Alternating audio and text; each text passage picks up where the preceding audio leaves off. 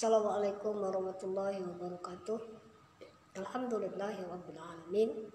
Wassalatu wassalamu ala asyrafil anbiya'i wal mursalin sayyidina wa maulana wa habibina wa syafi'ina wa qurrati a'yunina Muhammadin sallallahu alaihi wasallam wa alihi wa azwajihi wa dzurriyyatihi wa auladihi wa ahli baitihi wa sahbihi ajmain. Qala Allah Ta'ala fi kitabihil karim, bismillahirrahmanirrahim. Ya ayyuhalladzina amanu kutiba alaikumusiyam kama kutiba alal ladzina min qablikum la'allakum tattaqun. Rabbi shrah li sadri wa yassir li amri wahlul 'uqdatam min lisani yafqahu qawli. Subhanaka la ilma lana illa ma 'allamtana innaka antal alimul hakim. Pemirsa dimanapun berada, alhamdulillahirabbil alamin. Satu hari sudah kita menjalankan ibadah Ramadan. Kita berharap mudah-mudahan puasa kita diterima oleh Allah Subhanahu wa Ta'ala. Hari ini hampir kita akan berbuka. Mudah-mudahan puasa hari ini lancar, kita tetap sehat sampai akhir Ramadan, dan kita mudah-mudahan semua amal ibadah kita diterima oleh Allah Subhanahu wa Ta'ala. Jemaah yang dimuliakan oleh Allah Subhanahu wa Ta'ala, puasa itu memiliki banyak sekali keutamaan. Setidaknya ada 8 keutamaan puasa. Ada 8 keutamaan bagi orang yang berpuasa. Sebagaimana ibadah-ibadah yang lain yang memiliki keutamaan, maka puasa memiliki keutamaan yang sangat besar. Keutamaan puasa yang pertama yaitu pahalanya yang tidak dibatasi. Hadirin jemaah sekalian yang dimuliakan oleh Allah Subhanahu wa Ta'ala, kalau kita bekerja di kantor, bekerja untuk orang lain, kita mengajar, kita selalu menginginkan ada upah daripada bekerja itu. Dan ketika sebuah pekerjaan kemudian kita tahu gaji kita berapa, maka bayangan di pikiran kita adalah ketika sebulan kemudian bahwa kita akan menerima gaji sekian. Puasa berbeda. Allah Subhanahu wa Ta'ala setidaknya menjadikan puasa ini memiliki nilai tidak ada batasannya. Seperti halnya sedekah, sebagaimana dalam Quran surat Al-Baqarah 261 Allah berfirman, "Matsalul ladzina yunfikuna amwalahum fi sabilillahi kamatsali habba." Perumpamaan nafkah yang dikeluarkan oleh orang-orang yang menafkahkan hartanya di jalan Allah adalah serupa dengan sebutir benih yang awalnya dari satu benih kemudian tumbuh seperti pohon kurma yang dari satu benih kemudian tumbuh, kemudian bercabang, dari satu cabangnya itu memiliki butiran-butiran buah. Seperti itulah pahalanya orang yang bersedekah, terutama bersedekah di hari Ramadan. Begitu juga dengan puasa Ramadan. Allah Subhanahu wa Ta'ala di dalam hadis qudsi mengatakan setiap amal anak Adam itu untuknya kecuali puasa.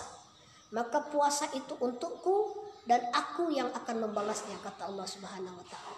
Kalau Allah yang membalasnya, seperti yang saya terangkan di awal tadi. Kalau gaji kita itu ada batasnya berapa sekian. Tapi kalau Allah yang memberikan pahala, maka tidak ada batasannya. Itulah keutamaan puasa yang pertama bagi orang berpuasa, dia memiliki pahala yang tidak berbatas. Yang kedua, keutamaan puasa yaitu bau mulutnya orang yang berpuasa itu wangi di sisi Allah Subhanahu wa Ta'ala. Siapa yang suka mulut orang yang bau? Tidak ada. Siapa orang yang suka mulut orang yang bacin? Tidak ada. Busuk? Tidak ada.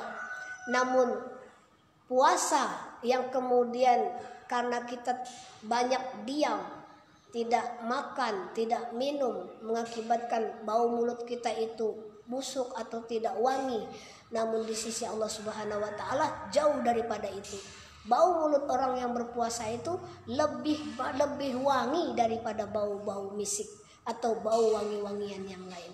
Itulah yang Allah berikan kepada manusia sebagai gambaran pahala bagi orang yang berpuasa, keutamaan bagi orang yang berpuasa, bahwa bau mulutnya Allah ganjar, Allah ganti seakan-akan lebih wangi bau mulut orang yang berpuasa dibandingkan wewangian dan minyak yang lainnya. Keutamaan puasa yang ketiga yaitu memperoleh 2 kegembiraan. Siapa orang yang tidak suka mendapat kabar gembira? Siapa orang yang tidak suka mendapat kabar kebahagiaan? Begitu juga dengan puasa. Orang yang berpuasa setidaknya memperoleh 2 kegembiraan. Kegembiraan orang yang berpuasa yaitu kegembiraan ketika berbuka. Sebentar lagi kita akan mencicipi buka puasa. Ada minuman, ada makanan, ada buah-buahan yang sebentar lagi akan kita makan. Semuanya suka. Kenapa? Akan berhentilah rasa lapar ini, akan berhentilah dahaga ini, akan selesailah puasa ini 1 hari, dan kita insya Allah mudah-mudahan puasa kita diterima oleh Allah Subhanahu wa Ta'ala. Kegembiraan orang yang berpuasa yang pertama apa? Kegembiraan ketika dia akan berbuka, dan kegembiraan yang kedua pada saat nanti dia bertemu dengan Allah dan dia bangga dengan puasa yang dia kerjakan selama ini. Bayangkan kalau puasa Ramadan datang orang tidak berpuasa, mau gembira bagaimana? Orang gembira puasa itu karena akan berbuka, senang akan berbuka, jadi enak, bahagia, nunggu beduk. Itu momen-momen yang begitu bahagia, mengharukan. Nanti yang kedua, momen bahagianya apa? Momen bahagia ketika bertemu dengan Allah, dan dia selama hidup dia menjalankan ibadah Ramadan, dan ibadah suci bulan Ramadan, puasa Ramadan inilah yang akan membuat dia berbahagia bertemu dengan Allah Subhanahu wa Ta'ala.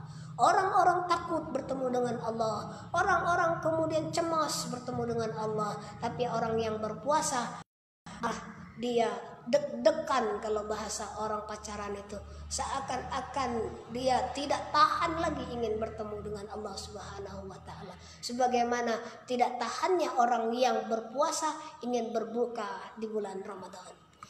Kegembiraan inilah yang memotivasi kita untuk kian meningkatkan ibadah di bulan Ramadan, terutama ibadah-ibadah sunnah kita. Bagaimana bacaan Al-Quran kita? Adakah hafalan-hafalan surat-surat pendek yang selama ini belum sempat kita kerjakan, belum sempat kita laksanakan? Maka di bulan suci Ramadan ini, mumpung kita ini sholatnya di rumah, kita menghafal surat-surat pendek. Nanti malam kita menjadi imam bagi istri kita, kita menjadi imam bagi anak-anak kita. Masa iya, apa nggak malu bapaknya selama ini baca ini surat-surat pendek dari kul huwallahu ahad, kul a'udzu birabbil falaq, kul a'udzu birabbin nas. Dikit-dikit dinaikkan, baca surat kul ya ayyuhal kafirun, baca surat alam tara kaifa fa'ala rabbuka bi ashabil fil. Begitulah.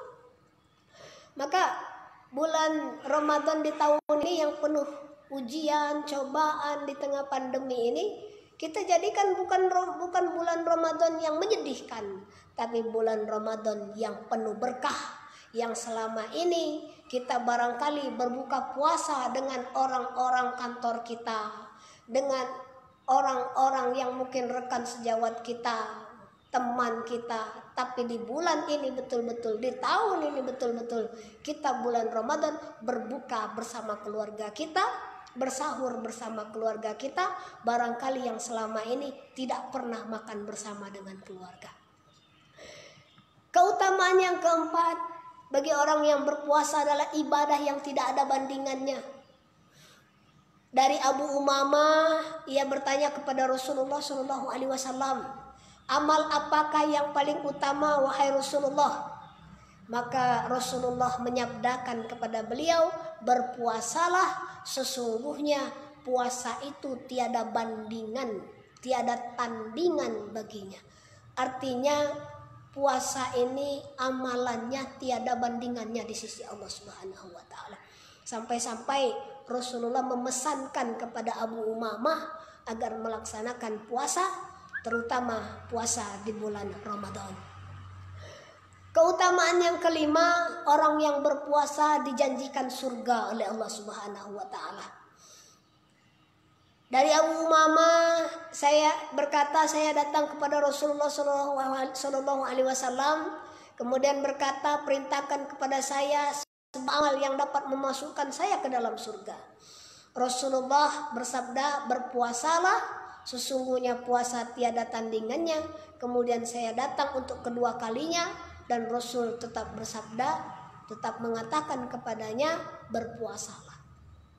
Hadirin yang dimuliakan oleh Allah Subhanahu wa taala, jamaah dimanapun berada, begitu besar keutamaan Ramadan.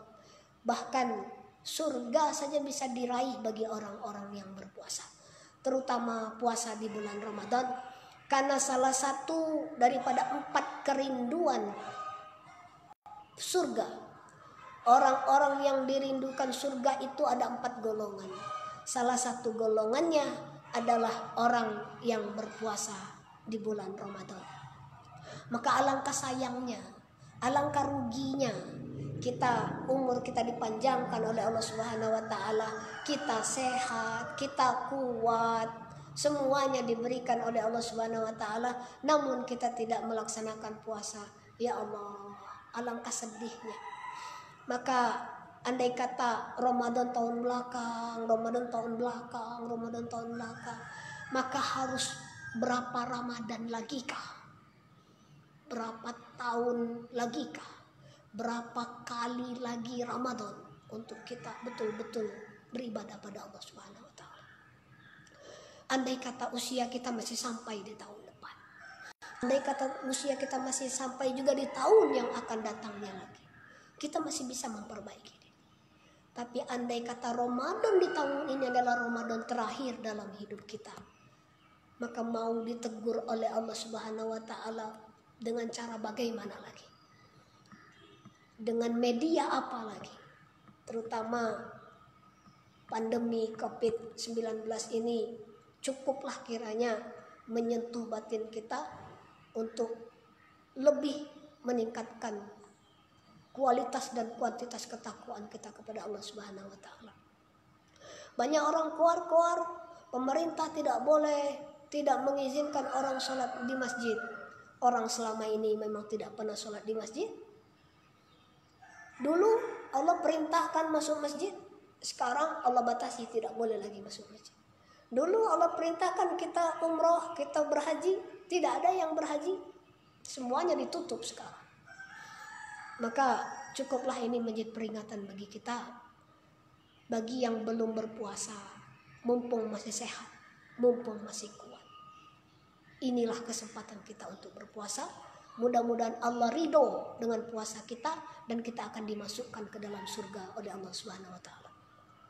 Keutamaan puasa yang keenam. Keutamaan puasa yang keenam adalah menjadi perisai. Puasa itu menjadi tameng, menjadi perisai. Andai kata orang kalau mau berperang dia punya tameng, barangkali ini pedang, ini tamengnya, maka puasa itu menjadi tameng, menjadi perisai. Perisai apa?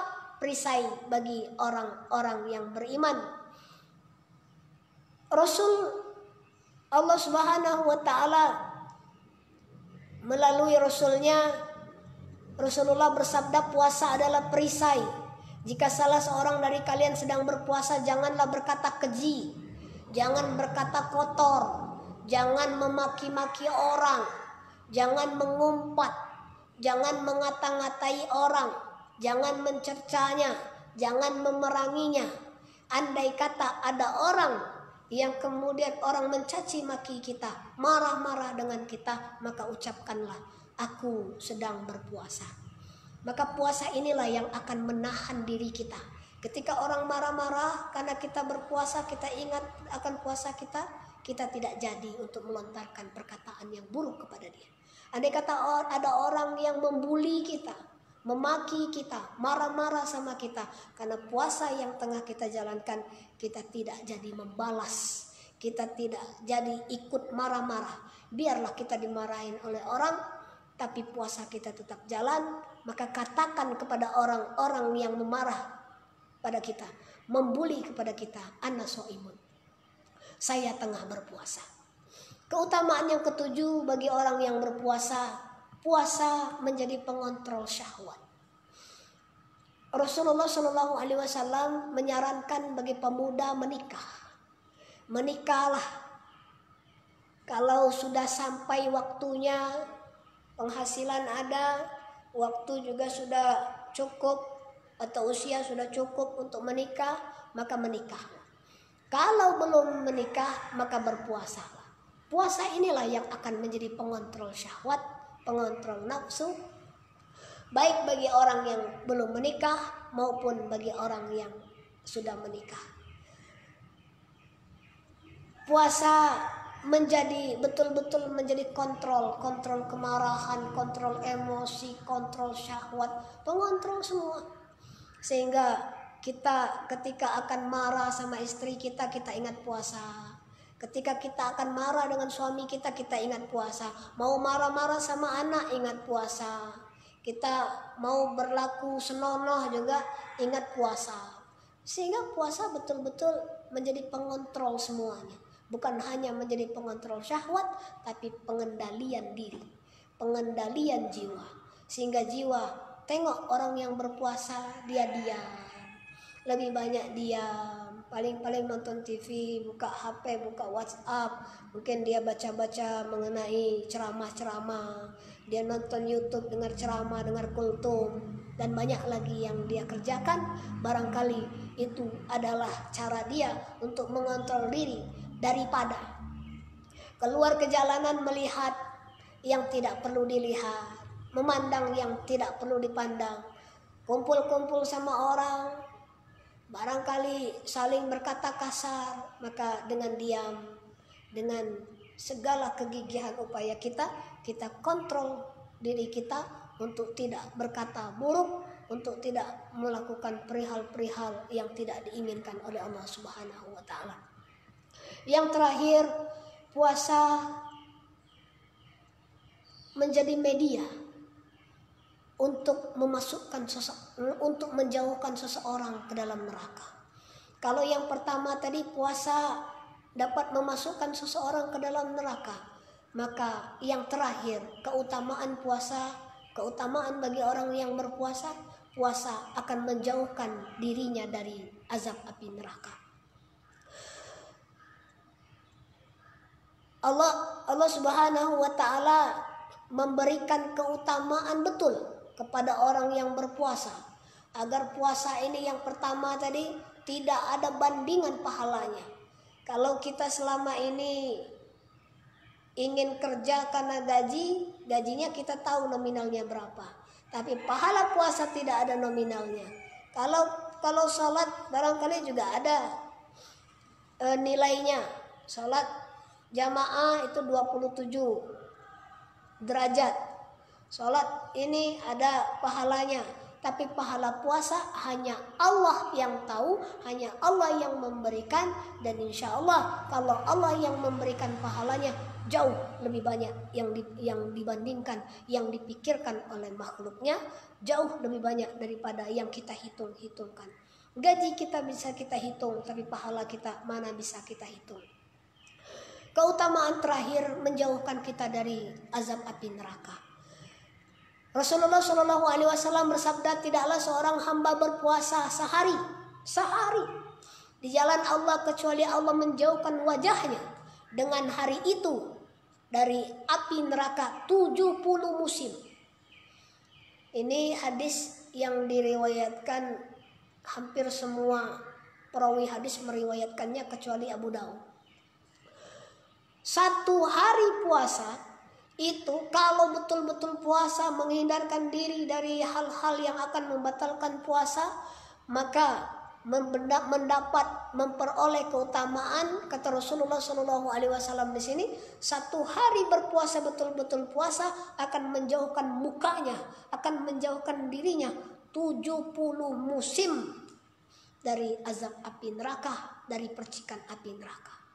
Bandingkan, bayangkan kalau puasa yang kita kerjakan ini bukan hanya tahun ini, tahun belakang, tahun belakang, tahun belakang, tahun depan, tahun depan. Maka alangkah meruginya, alangkah menyedihkannya orang-orang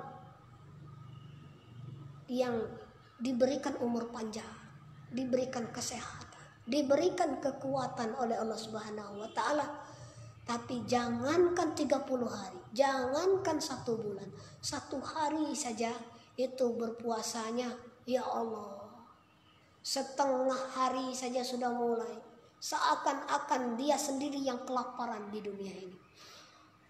Jamaah sekalian yang dimuliakan oleh Allah Subhanahu wa taala, dari 8 keutamaan ini semoga kita termotivasi untuk lebih maksimal lagi di dalam puasa, lebih maksimal lagi di dalam melaksanakan ibadah-ibadah di bulan puasa, karena semuanya tidak ada satupun kerugian di dalam puasa Ramadan, malah keutamaan-keutamaan yang akan Allah janjikan kepada orang-orang yang berpuasa. Inilah kultum yang bisa saya sampaikan pada hari ini. Mudah-mudahan kita diberi kesehatan oleh Allah Subhanahu wa taala, diberikan panjang umur, diberikan kemudahan rezeki, dan mudah-mudahan kita berdoa bersama, mudah-mudahan wabah Corona ini segera berakhir dan kita bisa berkumpul kembali, bersama kembali dengan keluarga kita, dengan handai taulan kita, dengan rekan sejawat kita, dengan anak-anak kita, dengan santri-santri kita. Amin ya rabbal alamin. Mohon maaf apabila ada kesalahan, ada hal yang barangkali tidak penting saya sampaikan namun terkeluar dengan begitunya di mulut saya. Pada Allah saya mohon diampunkan. Ihdinas siratal mustaqim. Wassalamualaikum warahmatullahi wabarakatuh.